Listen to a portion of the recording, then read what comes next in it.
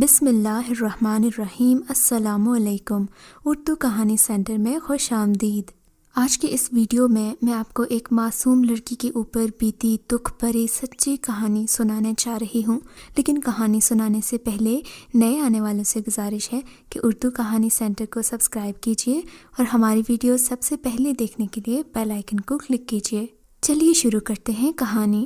میری اور تہمینہ کی ملاقات اتفاقیہ ہی ہوئی تھی، پھر یہ ملاقات جان پہچان میں اور جان پہچان محبت میں تبدیل ہو گئی۔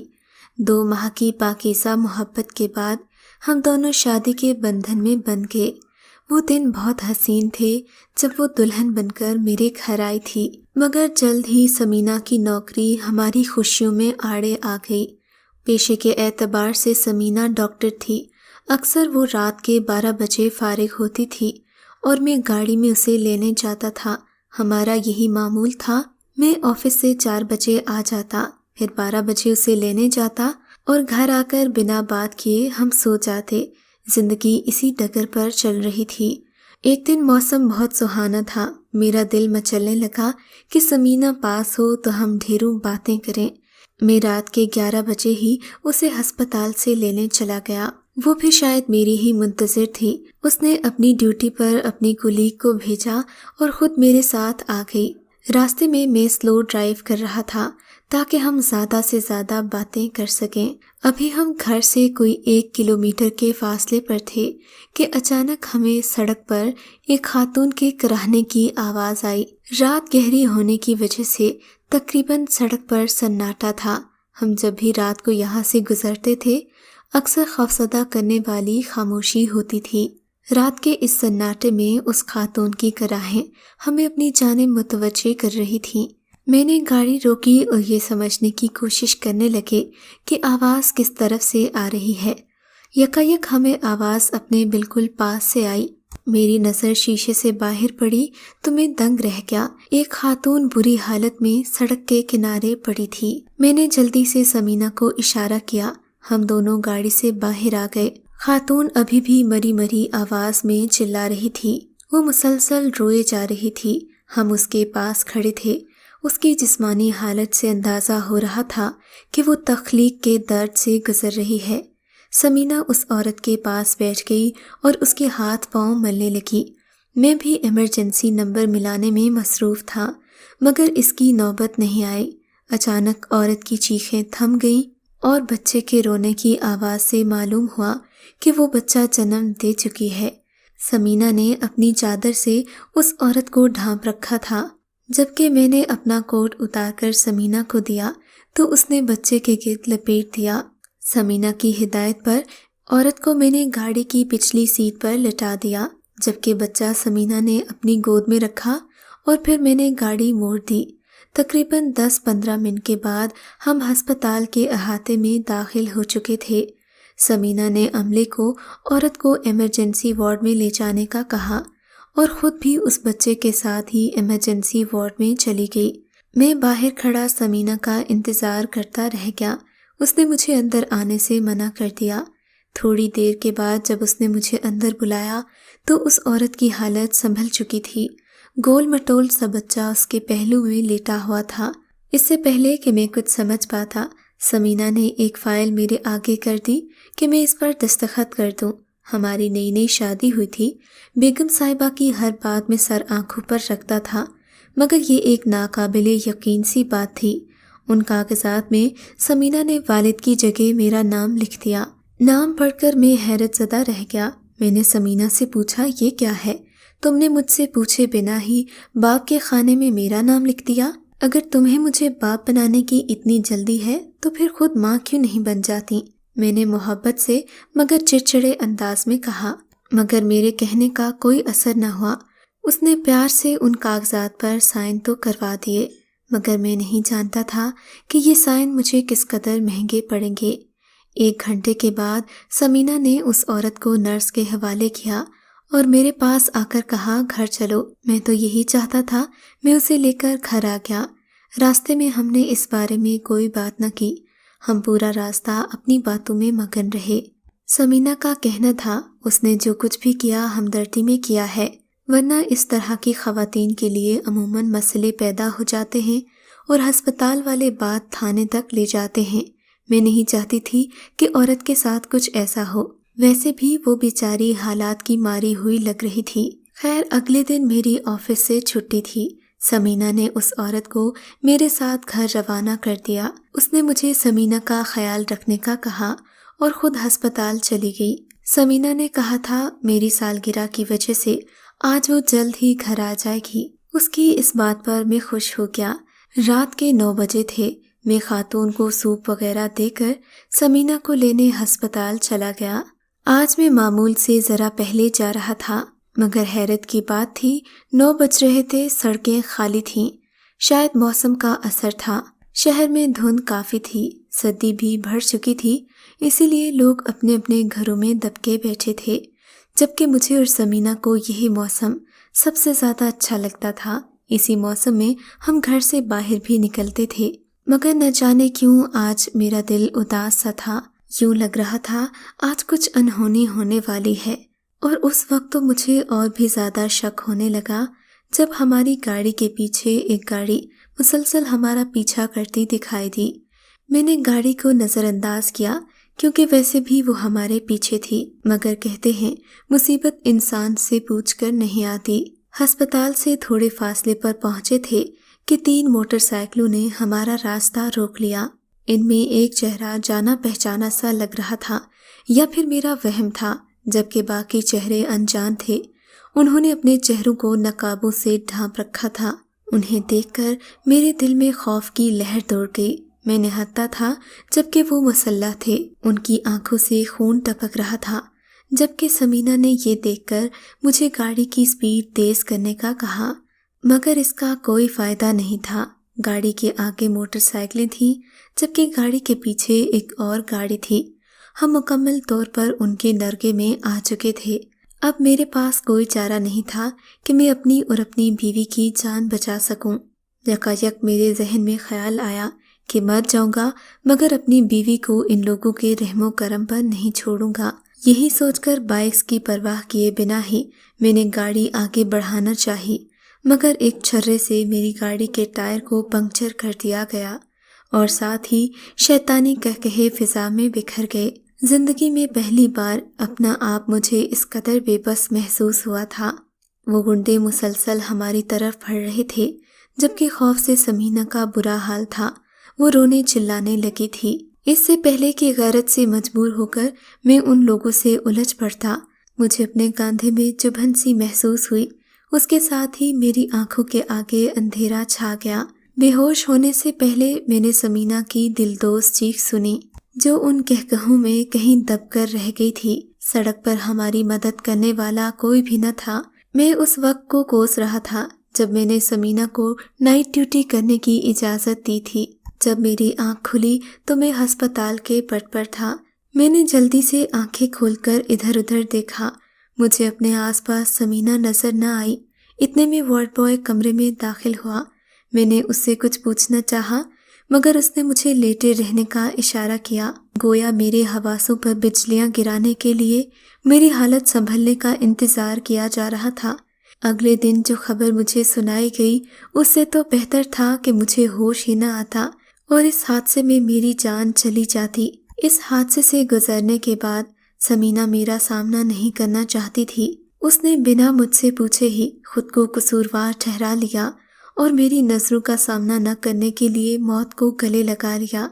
یہ سن کر میں آج بھی روتا پچھتاتا ہوں کہ کاش سمینہ مجھ سے ایک بار پوچھ لیتی، کاش وہ ایسا نہ کرتی۔ سمینہ کی موت نے مجھے بے موت ہی مار دیا تھا۔ سمینہ نے اپنے آخری خط میں یہی لکھا تھا کہ وہ اپنے جرم کے لیے مجھ سے شرمندہ ہے، کیونکہ میرے لاکھ منع کرنے کے باوجود وہ پھر بھی نائٹ ڈیوٹی پر جاتی تھی۔ میں جانتا تھا یہ اس کا قصور نہیں تھا، مگر خدا جانے کیوں سمینہ نے اس قصور کی سزا بھی مجھے دی تھی۔ مجھے اکیلا چھوڑ کر وہ اس جہاں میں جا بسی تھی جہاں سے کوئی واپس نہیں آتا۔ میری دنیا لٹ چکی تھی، مگر آس پاس کچھ بھی نہ بدلا تھا۔ میں گھر آیا تو وہ خاتون بچے کے ساتھ میرے کمرے میں ہی موجود تھی۔ وہ ہمارے حالات سے بے خبر تھی۔ میں اسے کیا بتاتا مجھ پر کیا بیت چکی ہے۔ میرا انداز پہلے کی طرح معمولی تھا۔ عورت کو میں نے اس لیے کچھ نہ کہا کہ سمینہ نے اسے خود اس گھر میں لایا تھا۔ اس نے کہا تھا بے سہارا کو مزید دربدر نہ کرنا چاہیے۔ میں نے عورت سے کوئی بات چیت نہ کی، میں گمسم ہی بیٹھا تھا کہ اس نے خود ہی مجھ سے بات کرنے کی پہل کی۔ اس نے میرا شکریہ ادا کیا اور مجھ سے سمینہ کے بارے میں پوچھا۔ سمینہ کے ذکر پر میری آنکھیں بھر آئیں۔ میرا دل پہلے ہی بھرا ہوا تھا۔ میں پھوٹ پھوٹ کر رونے لگا اور اسے ساری کہانی سنا دی۔ یہ سن کر اس کی آنکھوں میں بھی آنسو آ گئے۔ وہ غمزدہ ہو گئی اور مجھے سہارا دینے لگی۔ اپنا غم تو وہ جیسے بھول ہی گئی تھی۔ اس دن کے بعد سے اس نے میرا خیال رکھنا شروع کر دیا، باوجود اس کے کہ اس کا بیٹا ابھی 2 دن کا تھا۔ اس نے مجھے یوں سہارا دیا جیسے وہ خود بہت مضبوط ہو۔ ننھے محمود کو اس نے میری گود میں ڈالا تو مجھے سمینہ کا ان کاغذات پر دستخط کروانا یاد آ گیا۔ قدرت بھی کتنی نرالی ہے، اکثر وہ ہو جاتا ہے جو ہم نے سوچا بھی نہیں ہوتا۔ یوں ہی 1 ہفتہ گزر گیا۔ جب میں گھر آیا تو مجھے یہ جان کر خوشی ہوئی کہ ماریا اپنے پاؤں پر چلنے کے قابل ہو گئی تھی۔ آج اس کی حالت سنبھل چکی تھی۔ اسی دن اس نے مجھے اپنی کہانی سنائی۔ جس دن آپ مجھے یہاں لے کر آئے تھے وہ میری زندگی کا سب سے اذیت ناک دن تھا، مگر ان اذیت بھرے دنوں کا آغاز بہت پہلے ہوا تھا، وہی آغاز جو ہر کہانی کا ہوتا ہے۔ میں روز کالج سے واپسی پر ایک لڑکے کو اپنے راستے میں کھڑا دیکھتی۔ شروع میں نے لڑکے پر کوئی توجہ نہ دی، مگر پھر اپنے مسلسل تعاقب کے باعث وہ میرے دل میں اترتا گیا۔ ہم کب ایک دوسرے سے محبت کرنے لگے مجھے پتہ ہی نہ چلا۔ جلد ہی ہماری ملاقاتیں شروع ہو گئیں اور پھر اس نے محبت کا وعدہ پورا کرتے ہوئے میرے گھر میں رشتہ بھیج دیا۔ میں بہت خوش تھی کہ وسیم نے اپنا وعدہ پورا کیا ہے، ورنہ عموماً لڑکے ایسا نہیں کرتے۔ میں اس کی اعلیٰ ظرفی پر بہت خوش تھی۔ میں نے اپنے گھر والوں کو بتایا تو انہوں نے اس رشتے سے صاف انکار کر دیا۔ میں بہت روئی، احتجاج کیا، مگر گھر والوں نے میری ایک نہ سنی۔ اب سوائے وسیم کے ساتھ گھر سے بھاگنے کے محبت پانے کا کوئی اور چارہ نہیں تھا۔ بالآخر وسیم کی محبت نے مجھے اس مقام پر پہنچا دیا کہ میں نے گھر کے اندھیرے میں اپنے ماں باپ کے گھر کی دہلیز پار کر لی۔ علی اور میں اپنی مستقبل کے خوابوں میں گم تھے۔ اگلے دن ہی عدالت میں جا کر ہم نے ایک دوسرے کو باضابطہ قبول کر لیا۔ ہمارے نکاح پر ہمارے ماں باپ شریک نہیں تھے۔ شریعت میں ایسا نکاح جائز بھی نہیں ہے، اور شاید اسی وجہ سے ہماری خوشیاں بھی پائیدار ثابت نہ ہوئیں۔ وسیم نے مجھے محبت تو دی، مگر اس کی محبت کے رنگ کچے تھے۔ اس کے گھر والوں نے مجھے قبول کرنے سے انکار کر دیا۔ میں نے ان کی لاکھ خدمتیں کیں، مگر ان پتھر لوگوں کے دل نہ پگھل سکے۔ ان کی بدسلوکی پر بھی وسیم نے ایک بار بھی میرے آنسو نہ پونچھے۔ وہ ہر وقت یہی ثابت کرنے کی کوشش کرتا کہ میری وجہ سے وہ بھی مشکل میں آ گیا ہے۔ رفتہ رفتہ اس کے گھر والوں کی بدسلوکی بڑھتی گئی، حتیٰ کہ انہوں نے مجھے کھانا دینا بھی بند کر دیا۔ جو بچا کھچا ملتا وہ مجھے کھانے کو مل جاتا۔ گھر والوں کی بدسلوکی میں نے جیسے تیسے برداشت تو کر لی، مگر اب وسیم کی بے رخی کا بھی سامنا تھا۔ اس کے بدلتے تیور میں سہ نہ سکتی اور دن رات روتی رہتی۔ اس کا رویہ بھی رفتہ رفتہ اس کے گھر والوں کی طرح ہو رہا تھا۔ ہماری محبت کو وہ بالکل فراموش کر بیٹھا تھا۔ اور پھر وہ دن بھی آ گیا جب اس کے گھر والوں نے وسیم کو مجھ سے چھیننے کی منصوبہ بندی شروع کر دی۔ وسیم کی ماں یعنی میرے ساس کے بھائی دبئی میں رہائش پذیر تھے۔ برسوں بعد جب وہ واپس آئے تو انہیں اپنی بگڑی اولاد کے لیے رشتے ڈھونڈنے میں مشکل پیدا ہوئی۔ ایسے میں وسیم کی ماں نے اپنے بھائی سے اپنی بھانجی کا رشتہ اپنے بیٹے کے لیے مانگ لیا۔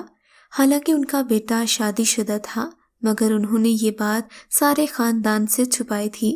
مجھے گھر میں نوکروں کی طرح رکھا جاتا، یوں ظاہر کیا جاتا جیسے میں کوئی بے سہارا لڑکی ہوں جس کا ان کے بیٹے سے کوئی تعلق نہیں ہے۔ میں اپنی اس حیثیت پر بھی خاموش تھی، مگر اس دن مجھے بہت دکھ ہوا جب وسیم کی والدہ نے عریشہ کے ساتھ اس کی نسبت طے کر دی۔ میرا رو رو کر برا حال تھا۔ دکھ کی بات تو یہ تھی کہ وسیم نے دولت اور دنیاوی ٹھاٹھ کو میری محبت پر ترجیح دی تھی۔ ان حالات نے اللہ نے مجھے اولاد کی خوشخبری بھی سنا دی۔ میں امید سے ہوئی تو میں نے سوچا کہ شاید اب وسیم کا رویہ میرے ساتھ بدل جائے گا، مگر یہ میری خوش فہمی تھی۔ وسیم اور اس کے گھر والوں کا رویہ میرے ساتھ ویسا ہی رہا، بلکہ اس سے بھی بدتر ہو گیا۔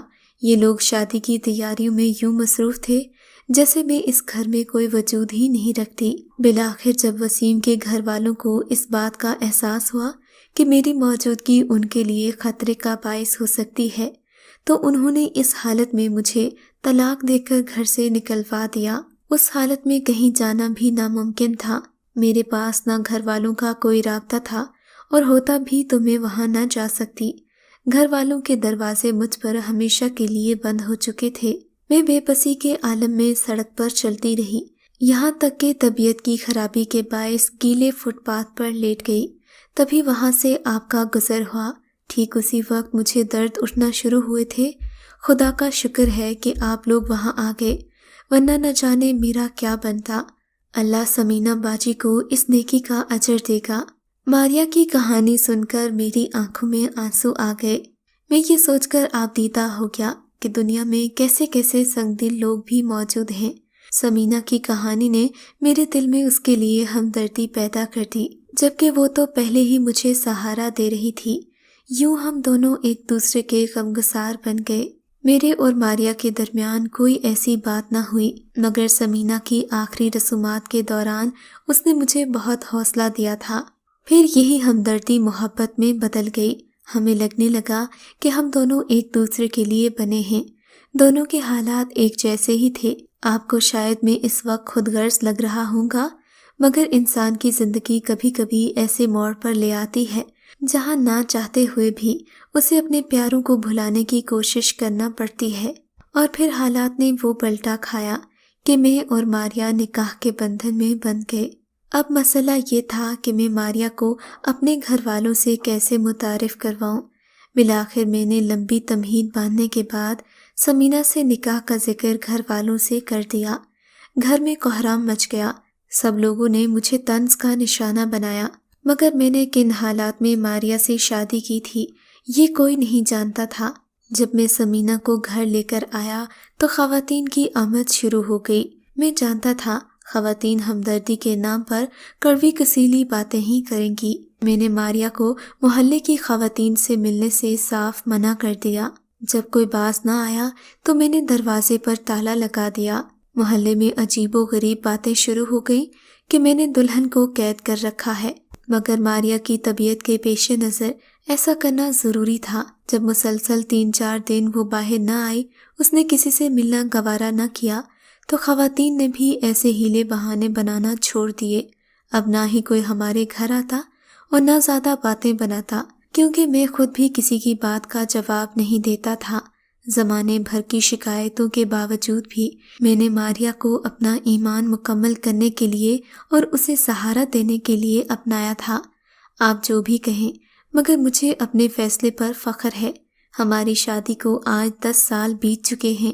محمود کے علاوہ ہمارے خاندان میں 2 اور بیٹوں کا اضافہ ہو چکا ہے، جبکہ میں لوگوں کی باتوں سے بچنے کے لیے اپنے خاندان سمیت ایک نئی جگہ پر آ گیا ہوں، کیونکہ سچ پوچھے زمانے کی بے تکی باتیں سننے کی اب مجھ میں ہمت نہیں رہی۔ اگر آپ کو ہماری کہانی اچھی لگی ہے تو اردو کہانی سینٹر کو سبسکرائب کیجیے، اور ہماری ویڈیوز سب سے پہلے دیکھنے کے لیے بیل آئیکن کو ضرور کلک کیجیے۔ اور ہاں، کامنٹ سیکشن میں اپنی رائے کا اظہار کرنا مت بھولیے گا۔